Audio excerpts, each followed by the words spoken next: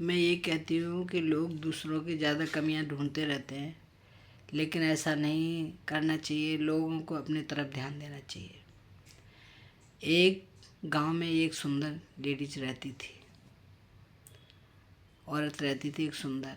तो वो क्या है, उसके घर में और लोगों का आना जाना लगा रहता था। सामने एक ऋषि की कुटिया थी, तो वो देखते रहते थे कि इस घर में लोग आ रहे हैं जा रहे हैं। तो वो जितने लोग आते थे उतने एक कंकड़ एक जगह इकट्ठे करते रहते थे। बहुत दिन हो गए तो वो उससे बोले कि तुम ऐसा करो कि तुम यहाँ से चली जाओ, ये या ये काम बंद कर दूँ। तो वो बोली चलो ठीक है, बंद कर देती हूँ। उसने काम बंद किया तो काम ढूंढने गई तो कहीं लोगों ने रखा नहीं, किसी ने रखा तो वही जैसे वो अपने घर में करती थी वही धंधा मतलब उससे कराने लगे लोग। तो फिर वो बोली कि अब इससे तो मैं अच्छा है कि मैं अपने घर में ही करूँ। फिर से वो अपने घर में ही धंधा करने लग गई। तो फिर से उन्होंने बना बुलाया, ऋषि जी ने बोला कि तुम ये क्या करती हो, मैंने तुमसे बोला है कि तुम ये काम मत करो, तुम कर रही। बोले फिर मैं क्या करूँ, तो आप अपनी कुटिया में रख लीजिए, मुझे आपकी सफाई वफाई कर दिया करूँगा, मुझे तो रोटी दे दिया करना 2 टाइम। बोला अच्छा, तू मुझे ही बदनाम करेगी, ऐसा नहीं है। देख, मैंने तेरे घर में जो लोग आते हैं ना, उन जो एक बंदा आता है उसके लिए एक पत्थर मैंने इकट्ठा कर रखा। तेरे पाप इतने हो गए हैं कि देख इतना ढेर पड़ा हुआ है पत्थरों का। तो वो बड़ी दुखी हो गई बेचारी, बीमार पड़ गई। 2-4 दिन में ही उसका स्वर्गवास हो गया। वो चली गई बेचारी, और ऊपर जाके वहाँ पर उसे स्वर्ग मिला।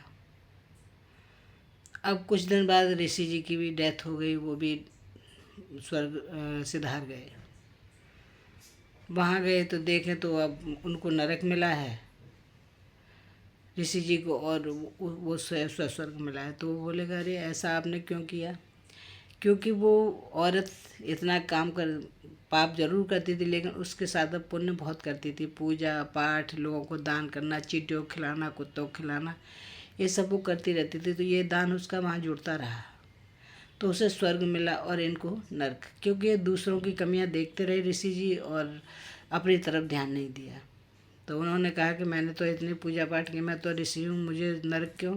और इसने बहुत गंदे काम किए। वो गंदे काम किए, उसने अपना कर्म करा है, उसका धंधा था वो अपने कर रही थी, उसमें से उसने निकाल के दान पुण्य में चीज़ लगाई, और वो अपने काम पे उसने फोकस रखा। और आप दूसरों की कमियां देखते रहे और आपने अपनी तरफ ध्यान नहीं दिया, उसके पापों को आपने जताया, उसके नीचे आपके पुण्य दब गए।